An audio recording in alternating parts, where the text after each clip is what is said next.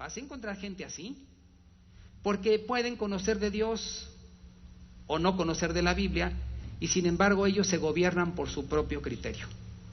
Ahí te das cuenta cómo el pecado trabaja en la gente, porque el pecado tiene diferentes formas de manifestarse: la soberbia, la envidia, la avaricia, muchas formas en que el pecado deforma, ¿sí?, el modelo original que Dios creó.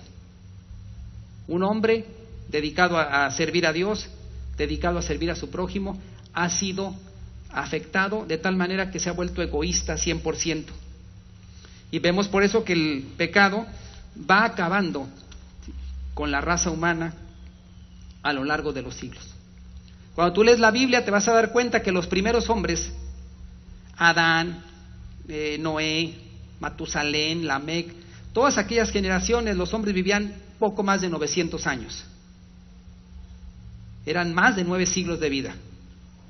Ves a Noé, que dice que Noé tuvo sus hijos a los 500 años de edad y todavía vivió 450 años más. Y el pecado había entrado, ¿sí?, pero el pecado siguió su avance.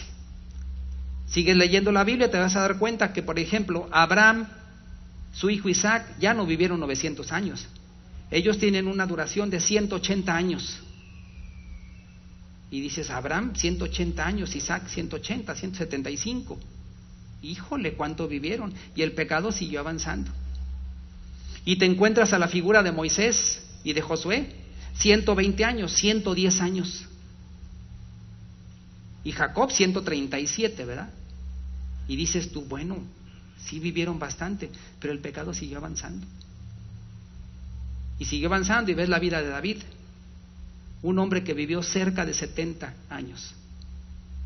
Y ves el mundo de hoy, y te vas a dar cuenta que hoy hay un promedio de vida de 75 años más o menos en el mundo entero.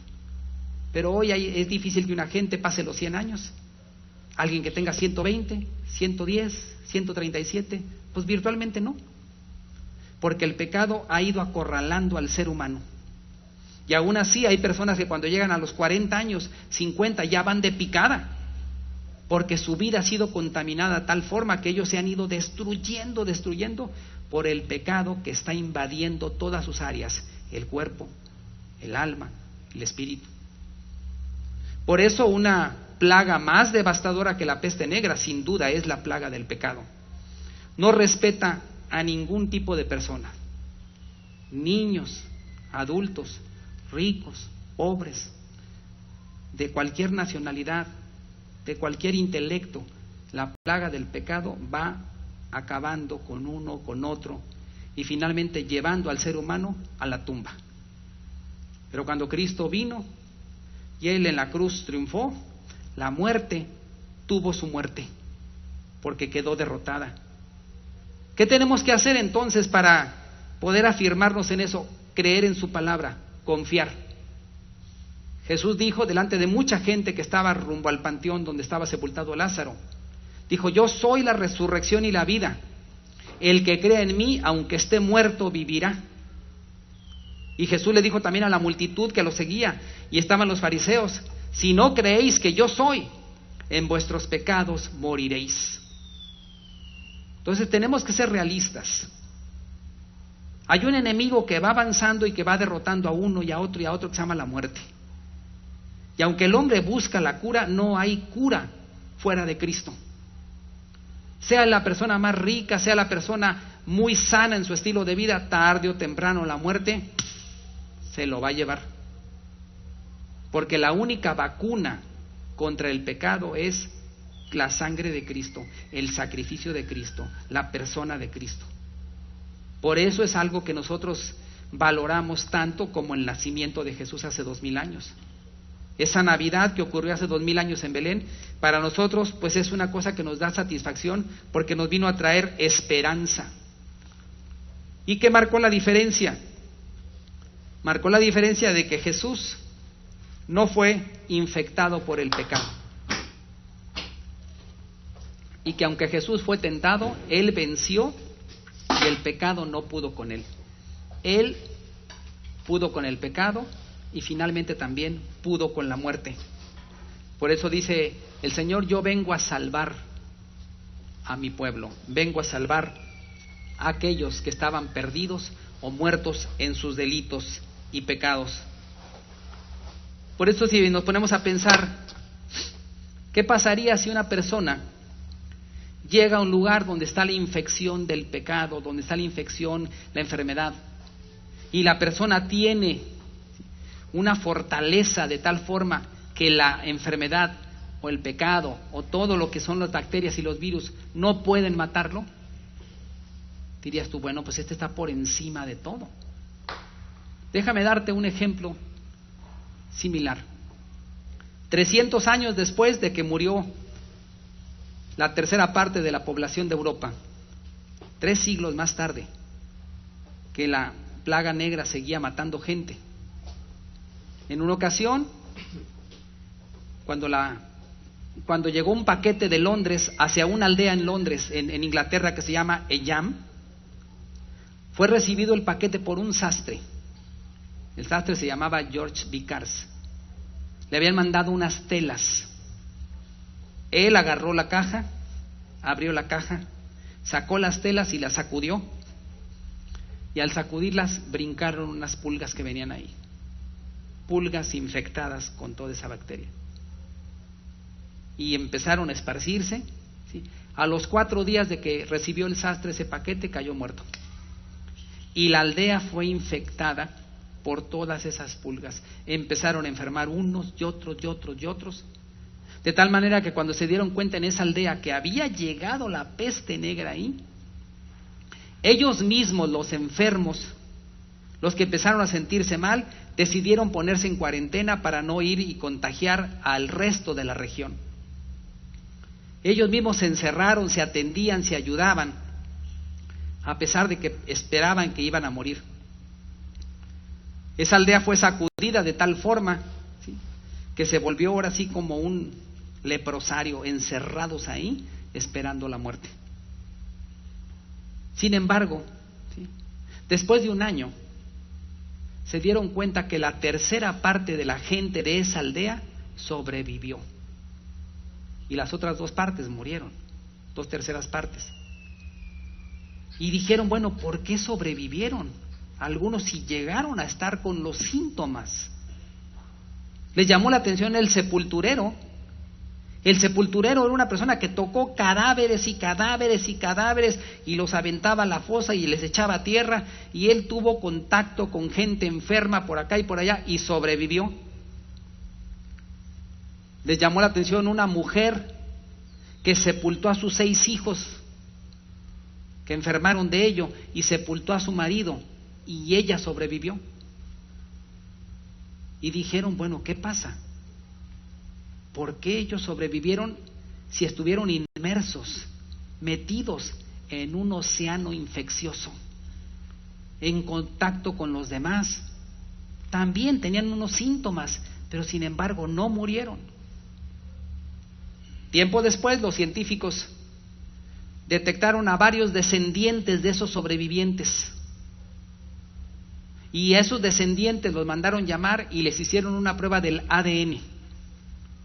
Y encontraron en esas personas que tenían un gen especial, tenían en su genética, ¿sí?, algo especial que hacía que cuando esa enfermedad entraba, los glóbulos blancos se atrincheraban y la detenían. La enfermedad no podía pasar más que de aquí, de la raya, y ahí le echaban para atrás.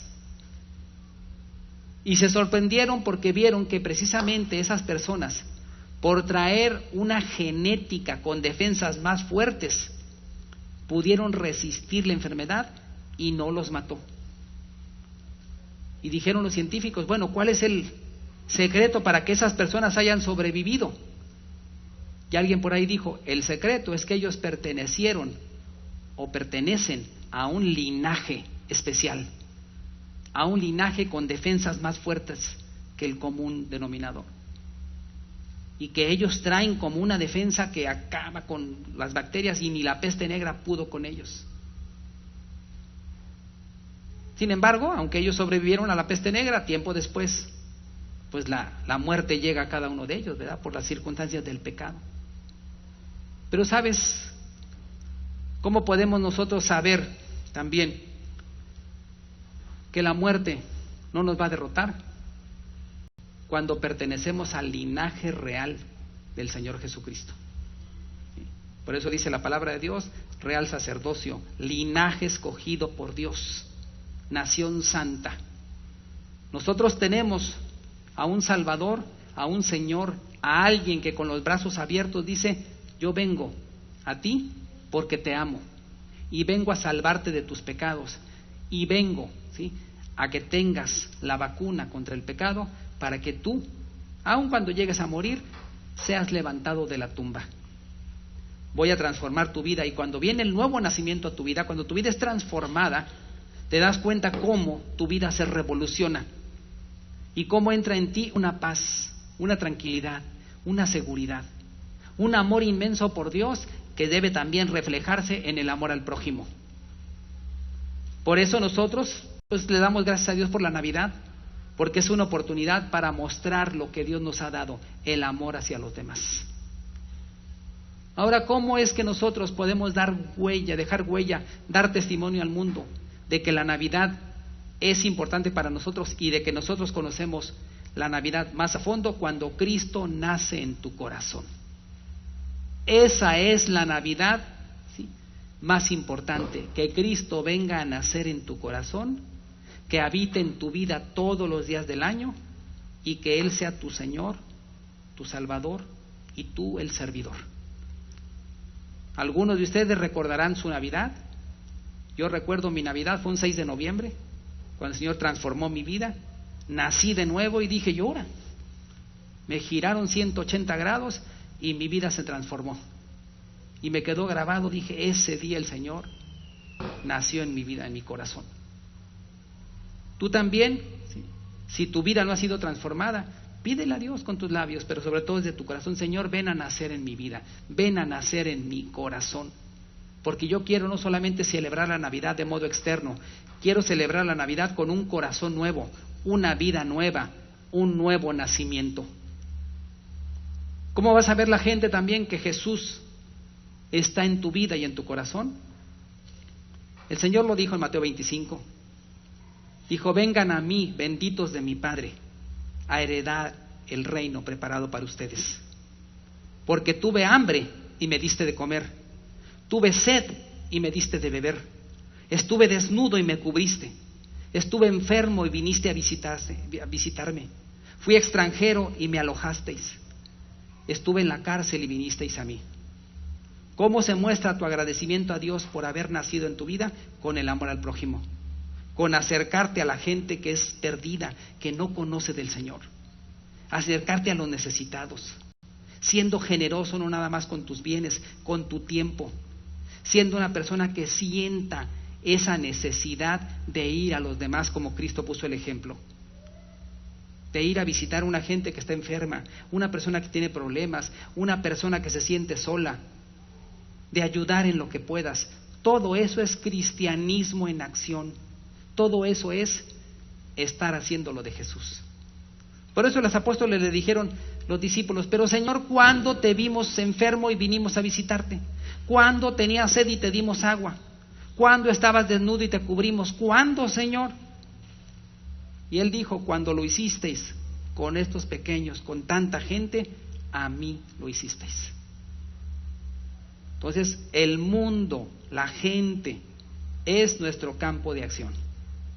Recargamos la batería en la iglesia, aquí agradecemos a Dios y salimos al resto de la semana a compartir con tanta gente necesitada.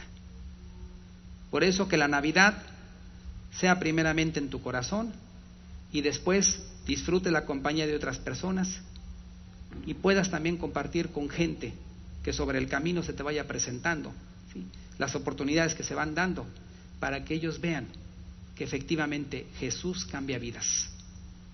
La plaga de la peste negra fue devastadora en Europa, pero no es la más devastadora. La plaga del pecado es la plaga más tremenda que ha caído sobre la humanidad, pero el antídoto, la vacuna, la solución, el mismo Señor la mandó. La Navidad anunció que llegó el niño Jesús y la luz vino a las tinieblas y la vida acabó con la muerte. Que Dios bendiga tu vida, ¿sí? Y que tu Navidad sea del corazón hacia afuera. Vamos a cerrar con una oración.